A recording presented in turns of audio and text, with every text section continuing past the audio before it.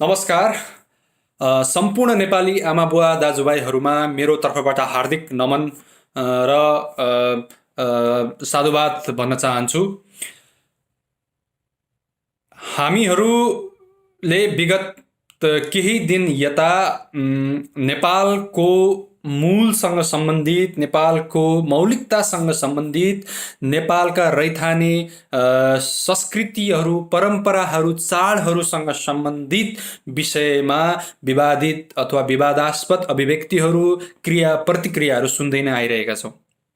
र मैले पनि आज यहाँ विशेष गरिकन यही विषयलाई आधार बनाएर केही कुराहरू राख्न जाँदैछु।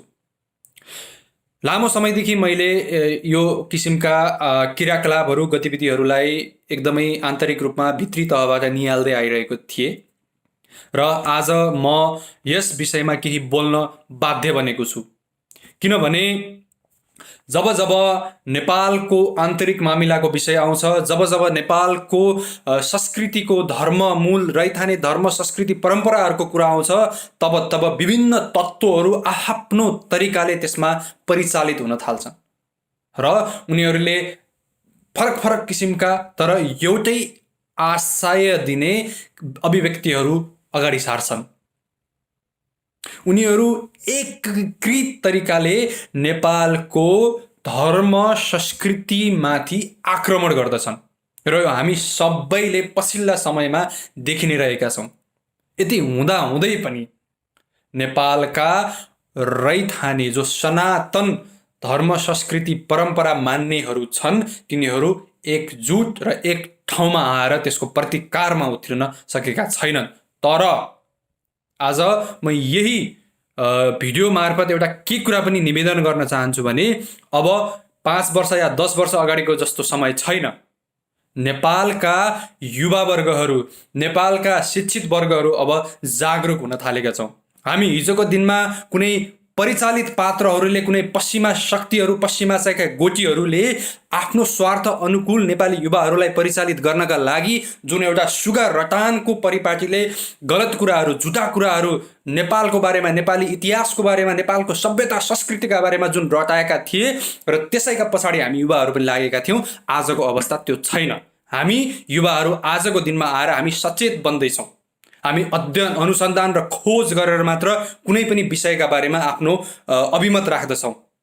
त्यस कारणले गर्दाखेरि म यही भिडियो सन्देश मार्फत ती पात्रहरू, ती परिचालित पात्रहरूलाई के पनि निवेदन गर्न चाहन्छु र सँगसँगै निवेदनका सँगसँगै म एउटा चेतावनी पनि के दिन चाहन्छु भने यदि अझै पनि नसुध्रिने हो र अझै पनि मूलधारमा नआउने हो र यसरी नै लगातार परिचालित भइकन षड्यन्त्र रचेर नेपालको धर्म संस्कृति, नेपालको मौलिकता, नेपालका रैथाने पद्धतिहरूलाई मासेर नेपालको पहिचान, नेपालका 120वटा भन्दा बढी भाषाको, 120वटा भन्दा बढी समुदायहरूको जुन पहिचान छ, नेपालको मौलिक पहिचान छ, यदि त्यो पहिचान मेटाउने खेलमा विदेशीको गोटी भइराख्ने हो भने आफ्नो झोली झिम्टी बाँधेर देशका सीमाभन्दा बाहिर जानका लागि तयार भएर बस्यो हुन्छ।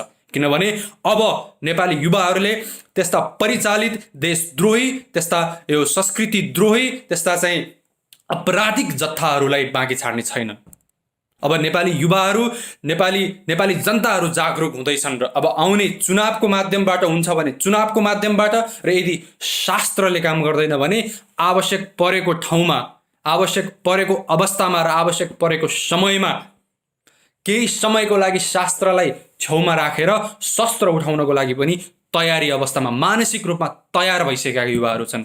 हिजोको दिनमा 20 वर्ष अगाडि अथवा 20-25 वर्ष अगाडि जुन युवाहरू नेपालको मौलिकता मास्नको लागि, नेपालको संस्कृति मास्नका लागि, नेपालको पहिचान मास्नका लागि परिचालित पात्रहरूबाट अभिप्रेरित भएर हतियार बोकेका थिए, आज तिनै युवाहरू, आज तिनै जनताहरू नेपालको मौलिकता जोगाउनको लागि, नेपालको संस्कृति जोगाउनको लागि, नेपालका विभिन्न समुदायहरू, रैथाने समुदायहरूको पहिचान जोगाउनको लागि र त्यसको संरक्षणका लागि हतियार बोक्न तयार भइसकेका छन्।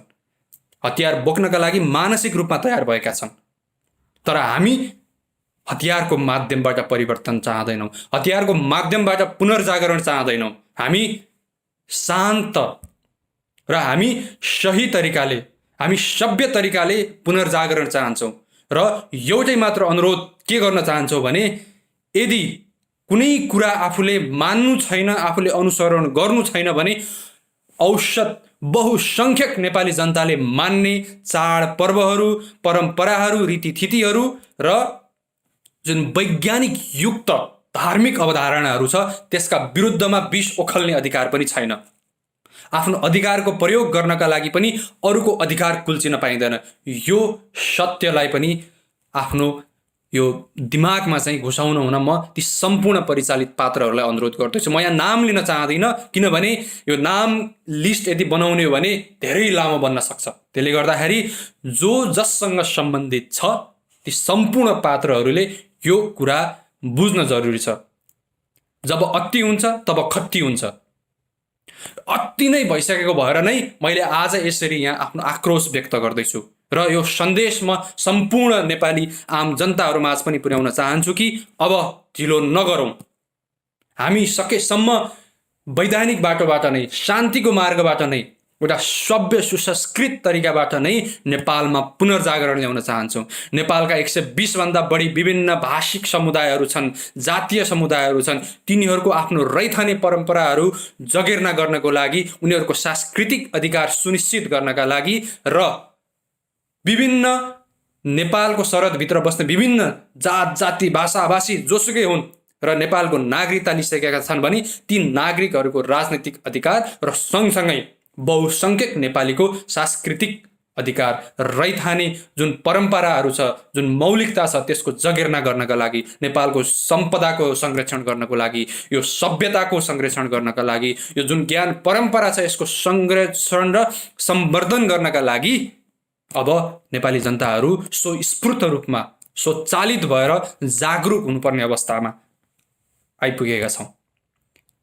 अझै पनि हामी जागरुक नहुने हो भने अबको केही समयभित्र नै नेपाल 20औं टुक्रा भएर कुनै उत्तरतिर जाने र कुनै दक्षिणतिरकाले लुस्ने अवस्थामा हामी आइपुग्छौँ। धेरैजसा नेपालीहरूलाई लिबिया, सिरियाको उदाहरणहरू यहाँ दिइराख्नु पर्दैन। 10 वर्ष अगाडि ती देशहरू, ती समाजहरू कुन अवस्थामा थिए र आज कुन अवस्थामा आइपुगेका छन् र त्यो कसका कारणले, केका लागि, कसबाट परिचालित भएर त्यो अवस्थामा पुगेका छन्। त्यो कुराहरू पनि धेरै मान्छेहरूले, धेरै नेपाली नागरिकहरूले, धेरै नेपाली युवाहरूले बुझेका छन्, देखेका छन्, आफ्नै आँखा अगाडि छर्लङ्ग छ त्यो कुराहरू। त्यसले गर्दाखेरि नेपाली समाज छिन्न भिन्न भएर, टुक्रा टुक्रा भएर, जात जातिमा फुट पारेर, धर्म सम्प्रदायमा टुटेर होइन, एकजुट भएर एक ठाउँमा उभिएर आफ्नो मूल जोगाएर, आफ्नो कुल जोगाएर, आफ्नो परम्परा जोगाएर, आफ्ना रीतिथिति जोगाएर हामी अगाडि बढ्न सक्छौँ र संसारमा आफ्नो बेग्लै पहिचान कायम गर्न सक्छौँ। धोती लगाउने र टोपी लगाउनेको बीचमा वैमनस्यता सिर्जना गरिदिएर विभेदका यो मनगढन्त कहानीहरू अगाडि सारिदिएर ती यो तत्त्वहरूले, ती विदेशी तत्त्वहरूले नेपालीमा टुटफुट र झगडाको बिउ रोपिदिएका छन्। हामीले यो बुझ्न जरुरी छ। कुनै कालखण्डमा कुनै तरिकाले विभिन्न विकृतिहरू भित्रिएका छन् समाजमा, तर ती सबै विकृतिहरूको राजनैतिक उपचार खोजेर हुँदैन। राजनीतिक समस्याहरूको राजनीतिक उपचार खोजौँ, तर सामाजिक समस्याहरूको सामाजिक उपचार खोज्नुपर्ने हुन्छ। सिद्धान्त, विचार र दर्शनबाट अभिप्रेरित भएर आफ्ना व्यवहारहरू अगाडि नसार्न सकेका कारणले गर्दाखेरि नै आज हामी यो छेउन टुप्पोको दोसाँधमा चाहिँ उभिन चाहिँ परेको अवस्था छ हाम्रो। राणा शासनको अन्त्यपछिबाट मात्र कुरा गर्ने हो भने त्यो भन्दा पहिला पनि समस्याहरू थिए, त्यहाँतर्फ नजाउँ। तर यो जुन पछिल्लो विक्रम सम्वतको 21औं शताब्दीको जुन इतिहास छ त्यसमै मात्र हामी घोत्लिएर विचार गर्ने हो भने 2007 सालको क्रान्तिदेखि आजसम्म नेपालमा जति पनि परिवर्तनहरू भएका छन्, जति पनि चाहिँ यो विभिन्न चाहिँ राजनीतिक गतिविधिहरू भएका छन्, ती सबै परिचालित पात्रहरूले परिचालित उद्देश्य पूर्ति गर्नका लागि मात्र गरिएका थिए भन्ने तथ्य प्रत्यक्ष रूपमा प्रमाणित भइसकेको छ। त्यसका लागि कुनै किताब खोतल्नु पर्ने छैन, कसैका भाषणहरू सुन्नुपर्ने छैन। आम नेपाली जनताले यो स्वस्फूर्त रूपमा बुझ्न सक्ने अवस्थामा पुगिसकेका छन्। यदि हामी अझै पनि अरूले भनेकै भरमा, सुनेकै भरमा आफ्ना धारणाहरू बनाउने हो भने हाम्रो औचित्य समाप्त हुनेछ। हामी धेरै जसाहरू अहिले नै पनि मानसिक रूपमा दास छौँ भने भोलिको दिनमा हामी पूर्ण रूपले अरूको दासत्वमा जानुपर्ने अवस्था नआउला भन्न सकिँदैन। त्यसकारणले आफ्नो परम्परा, आफ्नो मूल, आफ्नो संस्कृति, आफ्नो मौलिकता जोगाउनका लागि भए तापनि सामूहिक रूपमा अग्रसरता जनाउनु पर्ने आवश्यक छ। आफ्नो जात, आफ्नो थर, आफ्नो समुदाय बोकेर नेपाल अगाडि बढ्न सक्दैन। त्यसकारणले म अन्तिममा फेरि पनि विनम्रताका साथ आम नेपाली जनताहरूलाई के अनुरोध गर्न चाहन्छु भने अबको आउने चुनावमा कपुतन्त्रेहरूलाई एक भोट पनि नदिउँ। किनभने अहिलेसम्म देश कसले बिगारेको छ भन्ने यथार्थ यदि बुझ्न चाहने हो भने, यदि बुझ्ने हो भने, त्यसलाई मध्यनजर गर्ने हो भने यी कपुतन्त्रेहरू एक भोटको लागि पनि लायक छैनन्।